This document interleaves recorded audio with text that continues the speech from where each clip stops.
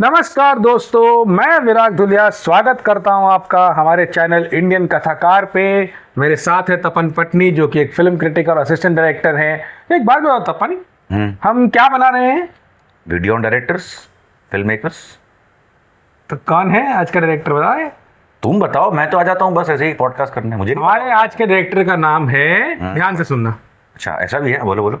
वसंत कुमार शिवशंकर पादुकोण।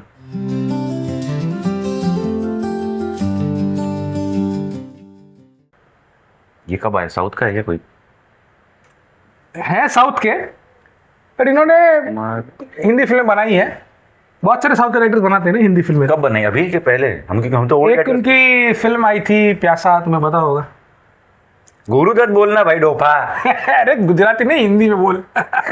गुरुदत्त की बात कर रहे हो? गुरुदत्त को पता ही नहीं इसका नाम। आइकॉनिक डायरेक्टर गुरुदत्त जी का असली नाम वसंत कुमार शिवशंकर पादुकोण है, लेकिन थोड़े बड़े होने के बाद किसी ने उनको बोला कि ये गुरुदत्त नाम तुम्हारे लकी होगा। अच्छा, इसलिए अडॉप्ट किया था उन्होंने। तो उन्होंने ये नाम रख लिया गुरुदत्त, और फिर वो आए, उन्होंने नौकरियां की वहाँ यहाँ वहाँ। किसी तरह कोरियोग्राफर भी रहे, बेंगलोर कोरियोग्राफर भी रहे, सब हैं। किसी तरह वो जब मुंबई पहुंचे तो उनकी दोस्ती हुई देवानंद के साथ, गहरी दोस्ती। और तब देवानंद और चेतन आनंद ने नवकेतन फिल्म्स की स्थापना कर दी थी। हाँ, बट ये था कि कौन सी फिल्म से करें। हाँ, वो सब नहीं, मतलब वो चल रहा था, हो गई एस्टैब्लिशमेंट वगैरह। हाँ, लेकिन वो अभी कर रहे थे, मतलब नया नया प्रोडक्शन हाउस था। तो उन्होंने बोला कि यार जब तू पहली फिल्म बनाएगा ना, गुरुदत्त ने बोला मुझे डायरेक्टर लेना। तो देवानंद ने बोला कि तू पहले डायरेक्ट करेगा, मुझे हीरो लेना। वो उनका कॉम्बिनेशन था। और इस तरह, और दोनों ने अपना वादा रखा। दोनों वादा रखा, दोस्ती उनकी बहुत गहरी। और हमारी फिल्म बनी बाजी। क्या फिल्म, आई थिंक क्या फिल्म है। अच्छा, गुरुदत्त साहब ने टोटल 8 फिल्में बनाई अपने करियर में। सोचिए, only 8 films and still is regarded the most iconic directors of Indian cinema and easily trustable. जरूर Baazi, Jaal, Baaz, Aar Paar, Mister and Mrs 55। और गुरुदत्त का ये जो सिनेमा है ना, ये कॉमर्शियल, हाँ, ठीक है, बट जो उन्होंने वो बनाया ना, प्यासा और Kaagaz Ke Phool, it is not only a film, it's an kind of legacy of film making. Master class है अपना। आज भी आप किताब पढ़ते हो ना, सीखते हो, उससे आप फिल्मों से सीख सकते हो। नहीं, वो उसका कारण भी है ना कि उन्होंने क्यों कागज के फूल और प्यासा बनाने के पहले ये सारी फिल्में बनाई। होता है फिल्म मेकर्स के साथ, उनको एक नाम एस्टेब्लिश करना था ताकि उनको उनकी फिल्म को फंडिंग मिल सके, वो डिस्ट्रीब्यूशन मिल सके। अगर वो पहले ही बना देते तो लोग कहते हैं यार ये क्या तुम की कहानी बना रहे हो, कोई अपनी कविताएं खो बैठा है। हाँ, और वो फिर बाद में वो ये सब कर रहा है। मतलब कौन ये कागज के फूल डायरेक्टर फिल्म नहीं बना पा रहा है। हाँ, मतलब बहुत ही। कागज के फूल में एक ट्रिविया है, आई थिंक जहां तक ये सच है, गुरुदत्त ने जो अपना ज्ञान लिया सिनेमा से, कहीं ना कहीं ज्ञान मुखर्जी उनके गुरु थे। ये कागज के फूल एक्चुअली ज्ञान मुखर्जी की कहानी, रियल स्टोरी, ऐसा कहा जाता है। कहीं ना कहीं गुरुदत्त की खुद की भी कहानी है। उनकी लाइफ भी वही जोन से गई, मैरिज एंड ऑल दैट। बिल्कुल बिल्कुल। बट कागज के फूल उन्होंने ट्रिब्यूट देते ज्ञान मुखर्जी नेवर लाइक्ड इट। कागज के फूल का जब पहला शो रखा था, जो आजकल हम प्रीमियर करते हैं, तो बनते वक्त वहीदा रहमान जी ने कहा था कि आप इसको मारो मत लास्ट में, डायरेक्टर को आप गलत कर रहे हो, ऑडियंस बर्दाश्त नहीं कर पाएगी, क्योंकि आप स्टार हो, आप लीड हो, मुझे भले मार दो चलेगा, या किसी को मार दो, आप मत मरो। बोले नहीं, मैं तो Guru Dutt was in another zone, वो अपना ऑब्सेशन में something which could never made Indian cinema now. वो नहीं माने, और जब पहला प्रेस शो हुआ, क्रिटिक्स ने बस स्लैम किया फिल्म, स्लो बहुत है, मतलब डार्क फिल्म है। तो गुरुदत्त को कहते उस दिन से उन्होंने सोच लिया कि आई एम समवट अनलकी और मैं फिल्म बनाऊंगा। हाँ, उन्होंने समझ तो गए थे। यस, उसके बाद प्रोड्यूस की 2-3 फिल्में, गुलाम, की, हाँ, और असिस्टेंट भी थे, चौधरी का चांद और सब उन्होंने प्रोड्यूस की, लेकिन वो फिर वापस कभी नहीं आया चेहरे पे। नहीं, उस पर नहीं आए कभी भी। और दूसरी बात ये है कि मतलब गुरुदत्त का जो सिनेमा है, वो भले उस वक्त जो भी मतलब कितनी फिल्में चली नहीं चली, वो सब ये बात है, लेकिन देखिए मेरे ख्याल से ना सिनेमा एक टाइमलेस आर्ट है। सिनेमा अपने आप में अरे ठीक है, अपने आप में एक टाइमलेस आर्ट है, इर्रिस्पेक्टिव ऑफ कौन सी फिल्म कैसी बना रहे हो। आज भी देखिए, अभी 2-3 साल पहले एक डॉक्यूमेंट्री आई थी अमेज़न प्राइम पे, जिसपे उन्होंने कांति शाह और उन सबकी फिल्मों में पूरी मेकिंग बनाई थी। सुपर्ब डॉक्यूमेंट्री थी। हाँ, तो सोचिए, मतलब वो कौन सोच सकता है कि मतलब ऐसी कोई मेकिंग। फिल्म देखी नहीं उनकी, मतलब डॉक्यूमेंट्री काफी अच्छी थी, काफी कुछ पता चला, उनके चैलेंजेस क्या थे एग्जैक्टली। तो ये कैसे भी फिल्म बने, ठीक है, वो अपने आप में एक टाइमलेस आर्ट होता है। और गुरुदत्त की तो फिल्में ही टाइमलेस थी मतलब। उसमें एक और रीजन है विराग, जो आज के फिल्म मेकर्स बहुत कम समझ रहे हैं, द इम्पोर्टेंस ऑफ टेक्नीशियंस। बहुत। गुरुदत्त ने, बिकॉज गुरुदत्त कहीं ना कहीं इंस्पायर्ड थे हॉलीवुड के नॉयर सिनेमा से, उनकी सारी फिल्म देखना आप उसी जोन की हैं। उन्होंने वीके मूर्ति को, जो सिनेमा द मैन बिहाइंड प्यासा कागज के बिल्कुल फूल, बिल्कुल वीके मूर्ति, वो जो क्लोज शॉट्स जो आज बोलते हैं गुरुदत्त लेके आए थे, क्लोजअप लेके आया। देखिए मैं क्लोजअप की आपको एक बात बताता हूँ। क्लोजअप में क्या होता है ना कि आपकी फिल्म मेकिंग का प्रोसेस का हर चीज टेस्ट होता है। कंप्लीटली एक्टर का एक्सप्रेशन, एवरीथिंग, आपका लाइटिंग, आपका मेकअप, सब पकड़े आपका जाओगे, फ्रेमिंग, सब गलती हुई सब पकड़े जाओगे। मास्टर वाइड में तो बहुत कुछ निकाल लोगे, वहां नहीं कर सकते। वहां नहीं कर सकते। और बड़ी बात यह है, गुरुदत्त ने वीके मूर्ति को 15-20 दिन के लिए अमेरिका भेजा था अपने खर्चे, जस्ट टू सी हॉलीवुड में कैसे लोग शूट करते हैं। बिल्कुल। तुम हॉलीवुड स्टूडियोज में जाओ, हाँ हाँ, मैं उनके पास इतने कॉन्टेक्ट्स होंगे ऑब्वियसली, और सिर्फ वीके मूर्ति ने उनको ऑब्जर्व किया है कि how they make the films, how they shoot, और वो उसने पूरा implement यहाँ एक पे। चीज हम ये भी हमें ध्यान में रखनी passion था चाहिए उसमें। कि उस जमाने में ये जो फिल्म मेकर्स थे, राइट, राज कपूर साहब, गुरुदत्त साहब और जितने भी मतलब आइकॉनिक फिल्म मेकर्स हैं, हम बहुत सारे आइकॉनिक डायरेक्टर्स की बात कर रहे हैं, या वो उस जमाने में ना समाज के एलिट हुआ करते थे। उनके लिए ये सब इंटरनेशनल फिल्म फेस्टिवल में जाना मतलब ये मानते थे कि हमें करना ही है ये।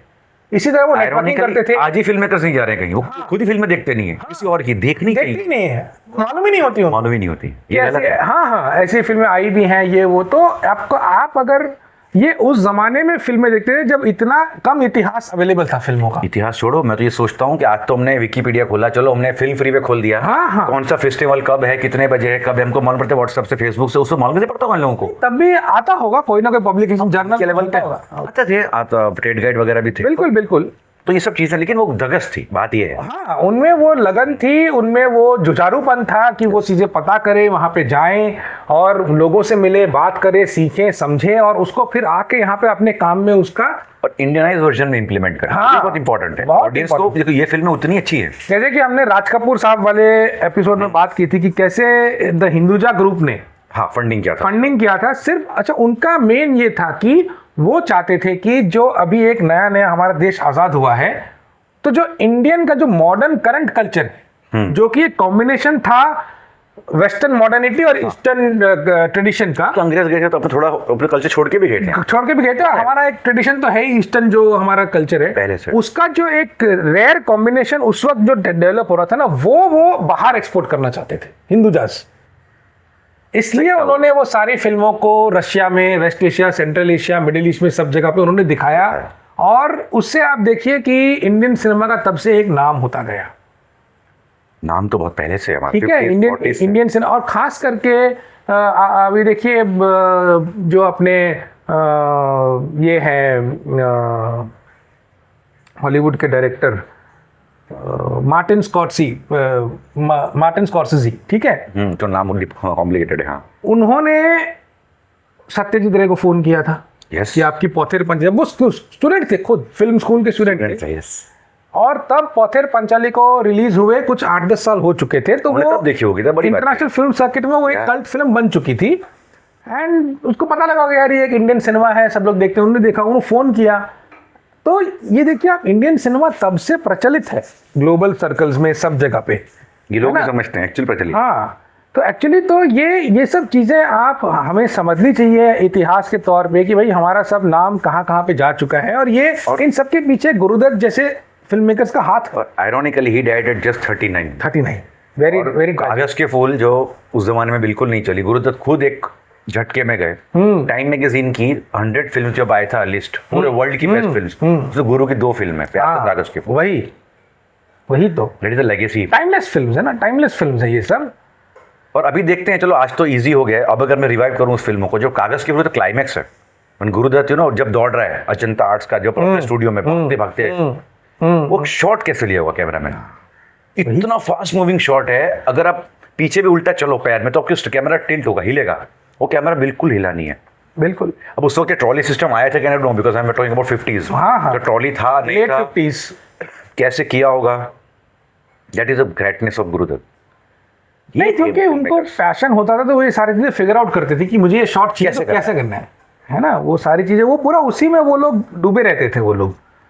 और तो ये दोस्तों, ये है हमारी गुरुदत्त साहब की लेगेसी। बहुत लंबी लेगेसी, बहुत लंबी है। पाएंगे बट इनकी फिल्में हैं, एज ए प्रोड्यूसर भी उन्होंने बहुत अच्छी फिल्में बनाई हैं, बट एज ए डायरेक्टर जो उन्होंने फिल्में बनाई हैं वो वाकई में देखने लायक है। चाहे उनकी कमर्शियल सिनेमा रहा हो या उनका थॉट प्रोवोकिंग सिनेमा रहा हो, तो वो आप दोनों देखिए। अगर आप नहीं कमाल की बात यह है, सॉरी सर प्लीज प्लीज, इतनी डार्क फिल्म प्यासा, उसमें गाना क्या है, सर जो तेरा चकराए, Guru Dutt knew how to introduce a character. हाँ, जो सिर्फ पूरी फिल्म है, जॉनी वॉकर सिर्फ गाने के लिए नहीं आया, बिल्कुल पूरी कहानी में है वो। हाँ हाँ, बट इतनी डार्क फिल्म में भी उतना ह्यूमर रखना जो बहुत जरूरी है। हाँ हाँ, ये गुरुदत्त का कमाल था। ही न्यू द बैलेंस। बिल्कुल बिल्कुल बिल्कुल। अब इतना मत बना दो कि ऑडियंस बोर हो जाए। हाँ हाँ, उसको एंटरटेन भी करना है। गाने भी गुरुदत्त के उतने ही कमाल है, उतने ही कमाल। प्यासा के एक और किस्सा है, सॉरी याद आया तो, और सॉन्ग पिक्चराइजेशन उनका वो तो कमाल ही है। जैसे वो जो गाना है प्यासा का, जब वो वहीदा जी का कैरेक्टर गाता है और वो कविता गा रहा है जो गुरुदत्त ने लिखी, हाँ हाँ, तो वो सुन रहा है कि मेरी कविता कौन गा रहा है, और वो उसके पीछे पीछे जा रहा है।